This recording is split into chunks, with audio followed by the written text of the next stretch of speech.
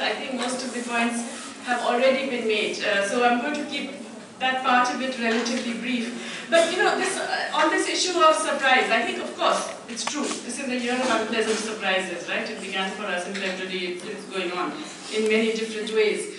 But I don't know how many of you read this piece by Michael Moore a couple of months ago. It actually went. Please do go and read it now. Yes. 5 reasons why President Trump is inevitable. And in fact, it's very, he's got it spot on. Okay, so just check it out. In terms of psychology, also, I mean, I think we're all agreed here. That probably we're all agreed in this room that this is ultimately one more reflection, perhaps the apotheosis of all the outcomes of neoliberal globalization. The political impact of this, which many had prophesied would happen after the global financial crisis, it took a few years to work out, but it is now increasingly working out in Europe, across the developing world. We cannot exclude ourselves. Certainly in Latin America, and also now in the United States. And what is that? It's loss of income security, loss of employment security, hollowing increase in inequality, hollowing out of communities, loss of social protection, all of these things leading to resentment, frustration, anger, despair, hopelessness, and a sense that this has got to change no matter how, which is combined with a mood of alienation from what seems like a corrupt and distant elite. Now, does this sound familiar? In 2004, the corrupt and distant, you know, so a lot of this is actually not so dissimilar to what many countries, even in the developing world, have already experienced. Now, of course, then the question is, how come this completely ghastly individual could make it? Right? I mean, it's true, there is practically nothing he has not been accused of. It's also evident he's a serial liar, besides being all kinds of other things, sexual predator, corrupt, everything. Right? Yet, he makes it. What is it? It's obviously that he captured something, he got a chord in terms of being this outsider, in terms of not being the elite, not the establishment, and that played into this particular psychology. There's a wonderful book by a sociologist, Ali Russell Hochschild. It's called Strangers in Their Own Land, A Journey to the Heart of the American Political Divide. She spent 4 years in Louisiana, in rural communities in Louisiana, the poorest, most polluted part of the United States, where all these communities whose lives are devastated by large multinational oil companies that are destroying the environment, taking away jobs because they employ very few people, of course, rendering life unlivable, creating fiscal crises, which mean that 40% of the spending on schools, hospitals, etc. has collapsed. All of them want less public spending, less environmental protection, more freedom to multinationals. They're all Tea Party, they all voted Trump. What explains that? And essentially what explains that is this perception that the federal government is full of all these people who don't care about us, that we are in this queue waiting for the American dream. We are being good, we are being patient, we are taking oil spills, we are taking pollution, we are taking falling real wages, we are taking job insecurity, all of these things. But we're waiting, the queue doesn't move. And then we see all kinds of other people coming in front of us, as she says, cutting the line. Who are these people cutting the line? They're blacks, they're women, they're Hispanics, they're immigrants, they're Indians, they're Chinese. Because of affirmative action, because of migration, because of all these things. Who's helping them? President Barack Hussein Obama is helping them. And he and his wife are line cutters too. I mean, how are they there in the first place? Because it's not that we don't like these people, it's not that we're against them, but they shouldn't be getting ahead of us in the line. And now we are asked to feel sorry for them. And now we have to feel sorry for Syrian refugees. But we feel like refugees ourselves in our own country. Nobody understands us. This is what Trump spoke to. And after he got that connect, he didn't need to do anything else, if you see what I mean. He could be as disgusting as he is. And it didn't matter. Because he understood that about them. Finally, they found somebody who expressed their voice. People who attended Trump rallies also talk about this huge kind of, you know, almost like an ecstasy, a group ecstasy, which comes from the absence of political correctness. Finally, you can say what you like about those Mexicans. Yes, of course they're all rapists. Finally, you can, you know, all of that. That freedom from the kind of overbearing sense of political correctness that has characterized so much of US public discourse in the past 2 decades, okay? Privately, you've been suppressing it. You've been made to feel ashamed of it. Hillary Clinton calls you deplorable for thinking it. But here you can say that. Here you find somebody else saying it, so it's all right to do it. It's not a completely illogical or non-understandable kind of position. You can see where it's coming from. It doesn't make it less pleasant, for sure. Okay?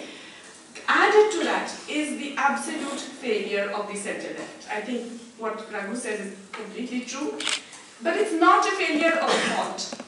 It is actually a complete caving into neoliberalism. The centre-left across the developed, and dare I say it, the developing world, is now neoliberal in its economics.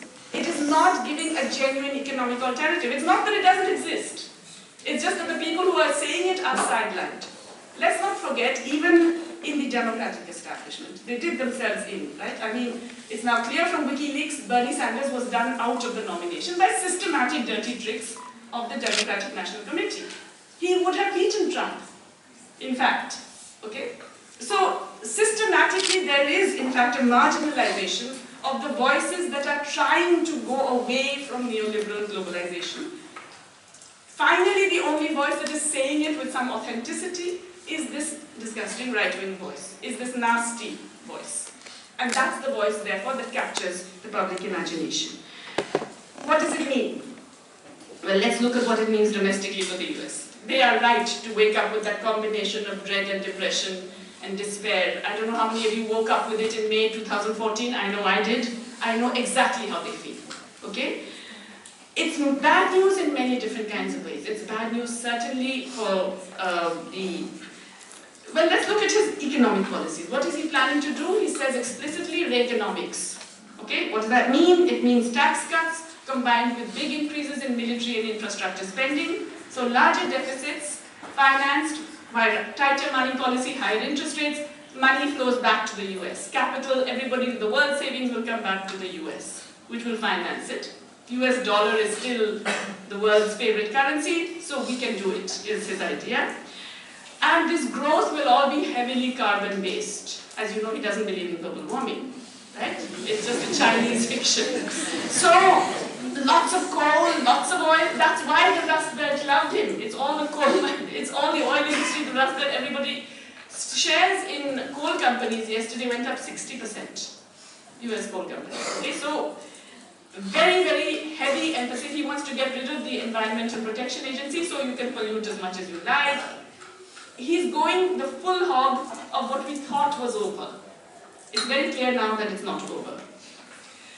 Even more neoliberal policies coupled with trade protectionism. Let us be quite clear, this trade protectionism will be a few select symbols. It's going to be a lot of shota, a lot of jumla, a lot of optics. Now we're familiar with that in India, we've had 2.5 years of it, right? We know what optics is about. A few optics, a few high-profile instances of protectionism combined with even more intense deregulation, even more intense neoliberalism. That's the economic policy. It's bad news for the rights-based approach. It is now okay to think that women do not deserve any kind of affirmative action, that blacks have already had it too good, there's been too much. Familiar, right? Muslims have been pandered to by pseudo-secularists. Okay? Similarly, blacks have got too much out of the system already, anyway they're all lazy and they don't really work, etc. Similar kinds of things. The rights-based approach that every human being, every individual in society deserves some minimum as a citizen from that society, that more or less off. Resurgence, therefore, of patriarchy, racism, all of those things. Open anti-immigrant sentiments, that we'll feel, for sure. The anti-immigrant thing is already evident. We saw after Brexit a lot of increase in hate crimes. We're going to see similar things also happening in the US now. It also affects all other institutions. More than in many other countries, we know how political power can affect institutions. Again, there are many things we can tell them about what to look forward to in the US in the next few years. But they already, this is in fact unprecedented in the past half century. He controls the presidency, the Republicans control the Senate and the House of Representatives. They can appoint judges. There's already one place free and 4 of them are kind of old, so they may not last for very long. The ability to appoint the judges is huge because so much in the US is decided by case law and precedent. So what judges decide has huge implications for women's abortion rights, for race crimes, for attacks against minorities, for suppression of dissent. Suppression of dissent, we know about that one too, right? It got taken off our main media by the latest jumla of the 500 and 1,000 rupee notes, but we know how governments can suppress dissent. All of these things now are going to be critically affected.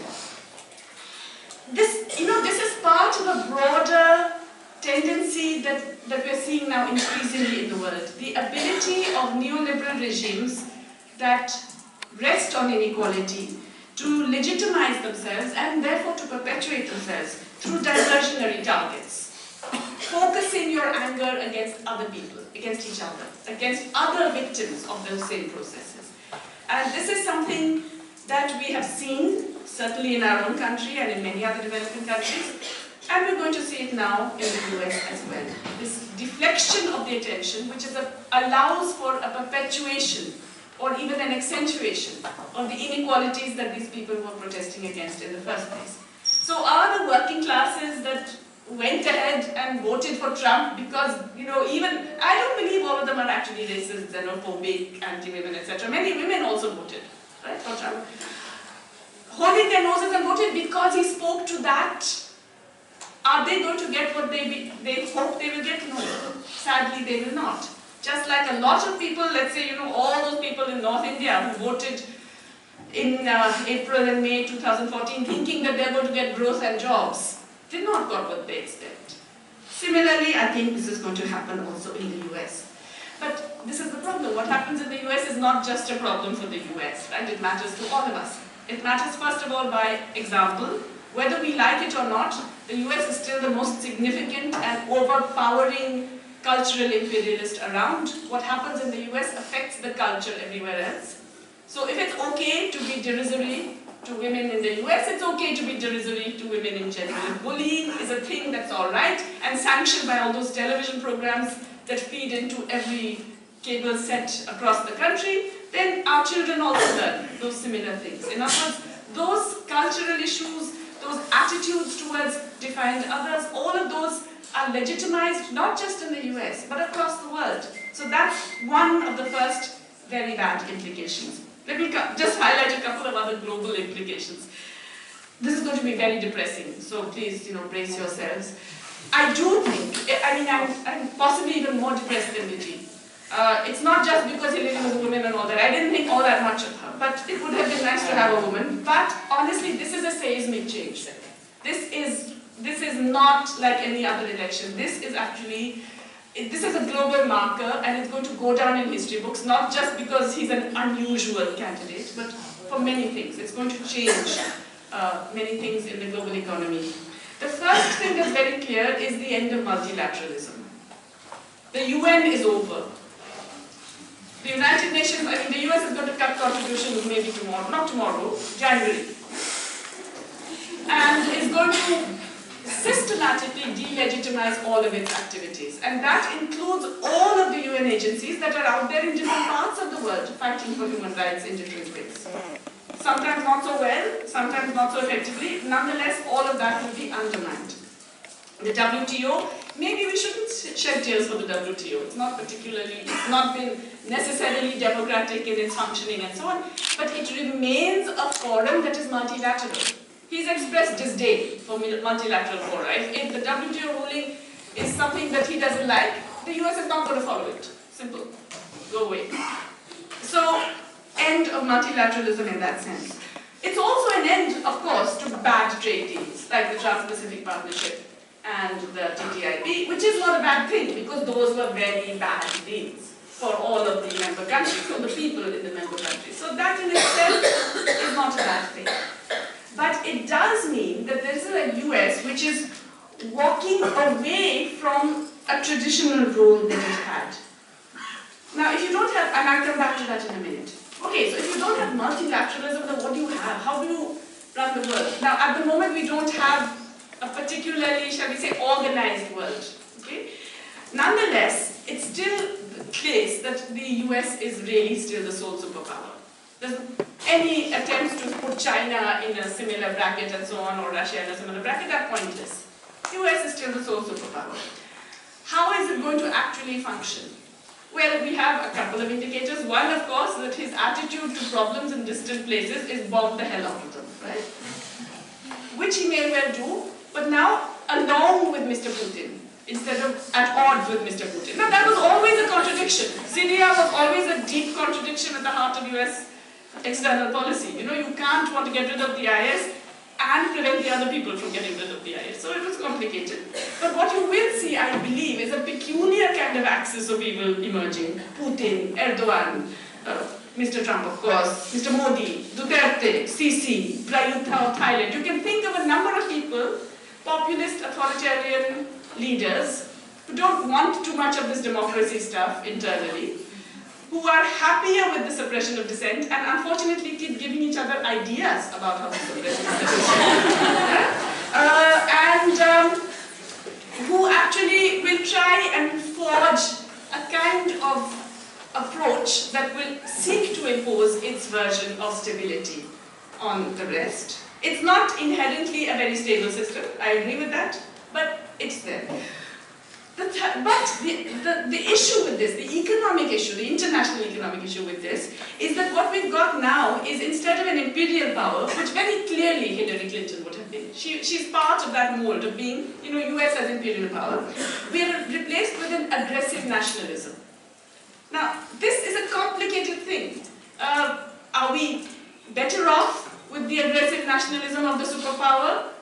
Or, I mean, how does one actually see this particular issue? Does it stop being as imperialist because it's not as explicitly imperialist? Remember, imperialism is not about whether you're directly controlling things, it's about access and control over different kinds of economic territory, markets, resources, etc. So you're still out there trying to grab those. But now you're not doing this in a kind of orderly way.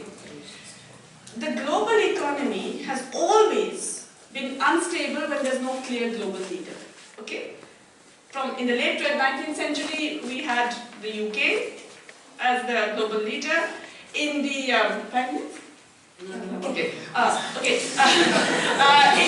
in the second half of the 20th century, we had the US, okay, as the clear global leader. In between the periods when we haven't had them, we have had huge instability. Global leaders have power, they also have associated responsibilities. Kinderberger, the famous economist, actually argued that global leaders prevent global depressions, okay? Because, in fact, they provide discounting in crisis, they provide counter-cyclical lending, they provide a market for distressed exports. If you have a leader who's not willing to do those things, you have instability, you have competing protectionisms, you have all kinds of messed up flows of capital, which may or may not be good for individual developing countries, but they typically lead to extremely unpleasant political movements inside countries. 30s has already been mentioned. We don't want to keep remembering the 30s, because what's going to happen to us in the 21st century is not the 30s, I'm afraid. It's going to be just like Mr. Trump described what will happen in the US as Brexit plus plus. This is going to be 30s plus plus. Okay? We are in a new world in which there is there's greater capacity on the part of countries to inflict much greater harm on one another. There's greater capacity of leaders to misinform and confuse the public on a whole range of issues. If anything, the explosion of the internet has added to those possibilities of confusing people.